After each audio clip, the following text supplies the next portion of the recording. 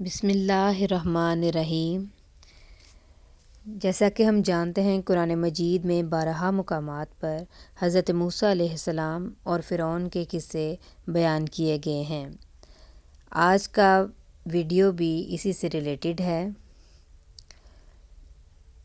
جب حضرت موسیٰ علیہ السلام کا عصا اژدہا بن کر جادوگروں کے سانپوں کو نگل گیا تو جادوگر سجدے میں جا کر ایمان لائے، مگر فرعون اور اس کے متابعین نے ابھی بھی ایمان قبول نہیں کیا، بلکہ فرعون کا کفر اور اس کی سرکشی اور زیادہ بڑھ گئی، اور اس نے بنی اسرائیل کے مومنین اور حضرت موسیٰ علیہ السلام کی دل آزاری اور ایذا رسانی بھرپور شروع کر دی اور طرح طرح سے ستانا شروع کر دیا۔ فرعون کے مظالم سے تنگ دل ہو کر حضرت موسیٰ علیہ السلام نے خداوند قدوس کے دربار میں اس طرح دعا کی کہ اے میرے رب، فرعون زمین پر بہت ہی سرکش ہو گیا ہے اور اس کی قوم نے عہد شکنی کی ہے، لہٰذا تو انہیں ایسے عذابوں میں گرفتار فرما لے جو ان کے لیے سزاوار ہوں اور میری قوم اور بعد والوں کے لیے عبرت ہو۔ سورہ اعراف آیت 133۔ حضرت موسیٰ علیہ السلام کی دعا کے بعد اللہ تعالیٰ نے فرعونیوں پر لگاتار 5 عذابوں کو مسلط فرما دیا۔ وہ 5 عذاب یہ ہیں۔ نمبر 1، طوفان۔ ناگہاں ایک ابر آیا اور ہر طرف اندھیرا چھا گیا، پھر انتہائی زوردار بارش ہونے لگی، یہاں تک کہ طوفان آ گیا اور فرعونیوں کے گھروں میں پانی بھر گیا اور وہ اس میں کھڑے رہ گئے اور پانی ان کی گردنوں تک آ گیا۔ ان میں سے جو بیٹھا وہ ڈوب کر ہلاک ہو گیا، نہ ہل سکتے تھے نہ کوئی کام کر سکتے تھے۔ ان کی کھیتیاں اور باغات طوفان کے دھاروں سے برباد ہو گئے۔ سینچر سے سینچر تک مسلسل 7 روز تک وہ لوگ اسی مصیبت پر مبتلا رہے، اور باوجود کہ بنی اسرائیل کے مکانات فرعونیوں کے گھروں سے ملے ہوئے تھے، مگر بنی اسرائیل کے گھروں میں سیلاب کا پانی نہیں آیا اور وہ نہایت ہی امن و چین کے ساتھ اپنے گھروں میں رہتے تھے۔ جب فرعونیوں کو اس مصیبت کے برداشت کرنے کی تاب و طاقت نہ رہی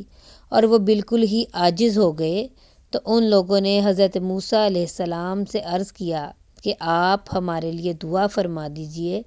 کہ یہ مصیبت ٹل جائے تو ہم ایمان لائیں گے اور بنی اسرائیل کو آپ کے پاس بھیج دیں گے۔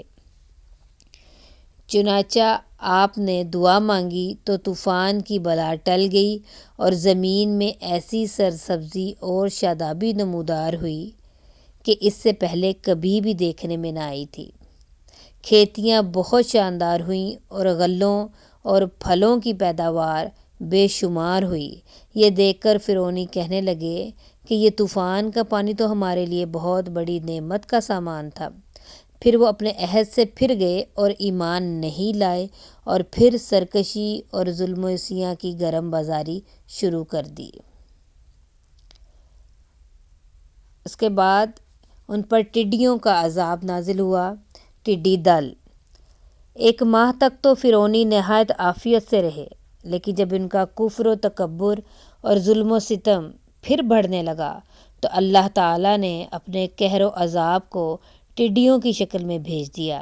کہ چاروں طرف سے ٹڈیوں کے جھنڈ آ گئے، جو ان کی کھیتیوں اور باغوں کو یہاں تک کہ ان کے مکانوں کی لکڑیاں تک کو کھا گئیں، اور فرعونیوں کے گھروں میں یہ ٹڈیاں بھر گئیں جس سے ان کا سانس لینا مشکل ہو گیا، مگر بنی اسرائیل کے مومنین کے کھیت اور باغ اور مکانات ان ٹڈیوں کی یہ لغار سے بالکل محفوظ رہے۔ یہ دیکھ کر فرعونیوں کو بڑی عبرت ہو گئی اور آخر اس عذاب سے تنگ آ کر پھر حضرت موسیٰ علیہ السلام کے آگے عہد کیا کہ آپ اس عذاب کے دفع ہونے کے لیے دعا فرما دیں تو ہم لوگ ضرور ایمان لے آئیں گے اور بنی اسرائیل پر کوئی ظلم و ستم نہ کریں گے۔ چنانچہ آپ کی دعا سے 7ویں دن یہ عذاب بھی ٹل گیا اور یہ لوگ پھر 1 ماہ تک نہایت ہی آرام و راحت میں رہے، لیکن پھر عہد شکنی کی اور ایمان نہیں لائے۔ ان لوگوں کے کفر اور عصیاں میں پھر اضافہ ہونے لگا۔ حضرت موسیٰ علیہ السلام اور مومنین کو ایذائیں دینے لگے اور کہنے لگے کہ ہماری جو کھیتیاں اور پھل بچ گئے ہیں وہ ہمارے لیے کافی ہیں، لہٰذا ہم اپنا دین چھوڑ کر ایمان نہیں لائیں گے۔ گھن، اس کے بعد ان کے اوپر گھن کا عذاب مسلط ہوا۔ غرض ایک ماہ کے بعد پھر ان لوگوں پر کمل کا عذاب مسلط ہو گیا۔ بعض مفسرین کا بیان ہے کہ یہ گھن تھا جو ان فرعونیوں کے اناجوں اور پھلوں میں لگ کر تمام غلوں اور میووں کو کھا گیا، اور بعض مفسرین نے فرمایا کہ ایک چھوٹا سا کیڑا تھا جو کھیتوں کی تیار فصلوں کو چٹ کر گیا اور ان کے کپڑوں میں گھس کر ان کے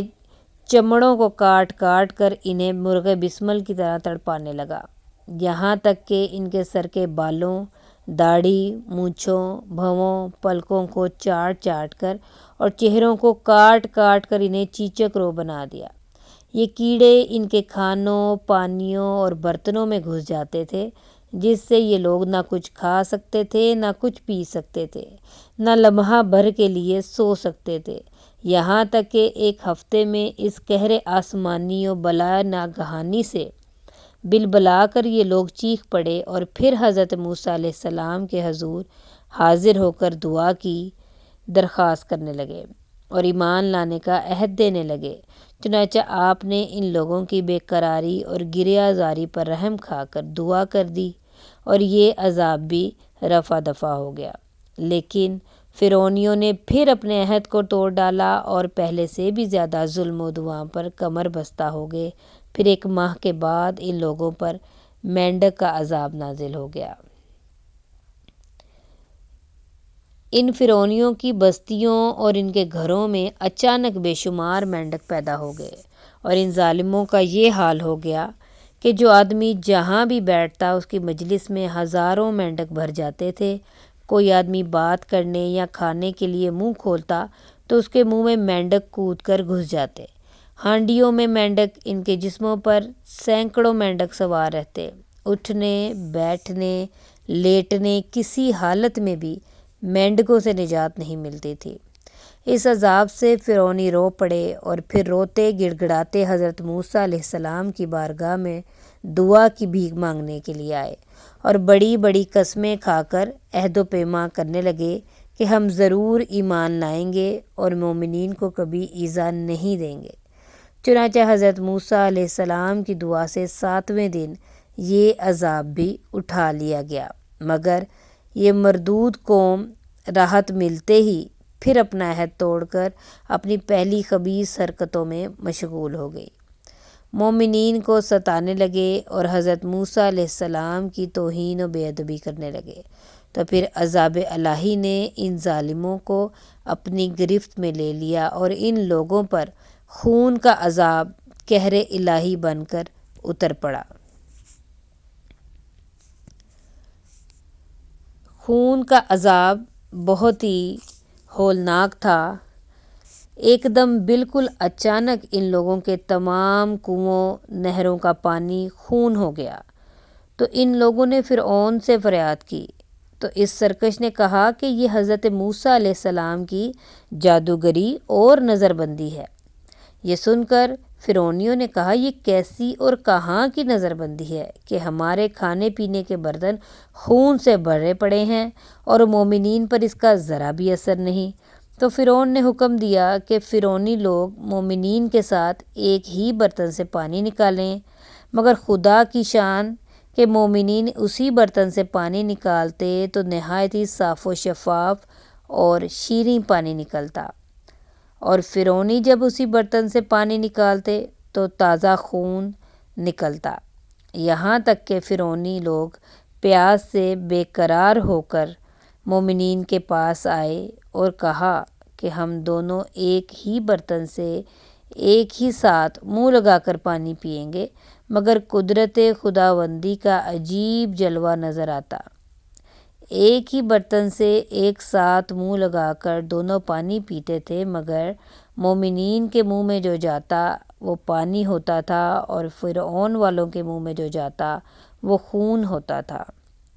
مجبور ہو کر فرعون اور فرعونی لوگ گھاس اور درختوں کی جڑیں اور چھالیں چبا چبا کر چوستے تھے، مگر اس کی رطوبت بھی ان کے منہ میں جا کر خون بن جاتی تھی۔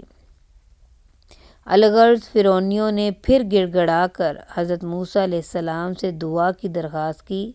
تو آپ نے پیغمبرانہ رحم و کرم فرما کر پھر ان لوگوں کے لیے دعائے خیر فرما دی، تو 7ویں دن اس خونی عذاب کا سایہ بھی ان کے سروں سے اٹھ گیا۔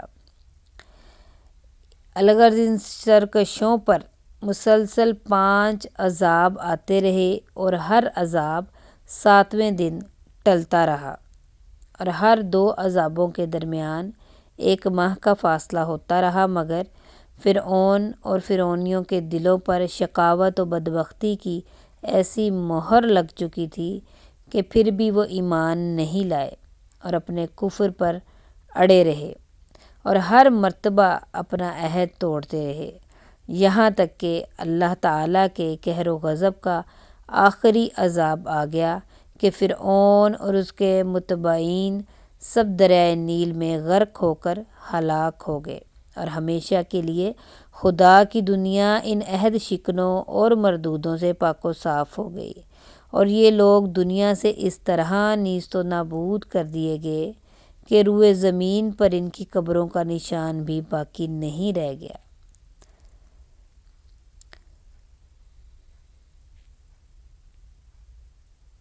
ان واقعات سے یہ سبق ملتا ہے کہ عہد شکنی اور اللہ کے نبیوں کی تکذیب و توہین کتنا بڑا اور ہولناک جرم عظیم ہے کہ اس کی وجہ سے فرعونیوں پر بار بار عذاب الہی